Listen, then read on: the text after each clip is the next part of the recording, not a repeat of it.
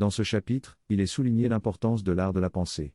Après avoir laissé derrière nous les pensées de l'esprit égotique, il est maintenant temps d'apprendre à penser d'une nouvelle manière. L'amour est la réponse à toutes nos questions et en y répondant, nous trouvons la véritable réponse.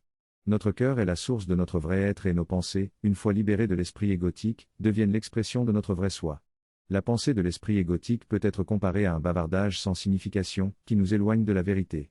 Dans le passé, nous avons cherché à maîtriser cette pensée par la concentration et l'apprentissage, mais cela ne nous a pas menés à la vérité de qui nous sommes réellement. C'est pourquoi une alternative à cette manière de penser est présentée, qui nécessite un changement de pensée total. Nous avons déjà réussi à apprendre de cette nouvelle façon, ce qui prouve que nous pouvons continuer à le faire jusqu'à ce que l'ancienne pensée soit totalement remplacée. Les pensées de l'esprit égotique sont influencées par le corps et nous maintiennent dans un ordre inférieur. Il est temps de reconnaître et d'inviter un nouvel ordre de pensée. Au travers de cette partie du texte, il est expliqué que les lois de Dieu ou les lois de l'amour se résument à la notion que donner et recevoir sont en réalité un seul acte. Ces lois impliquent la relation entre le Créateur et le créé, et la nouvelle manière de penser consiste à se concentrer sur cette relation de création perpétuelle. La première partie de l'exemple donné est celle du coucher de soleil, qui est un don de Dieu. La deuxième partie est la réception de ce don et la façon dont on y répond.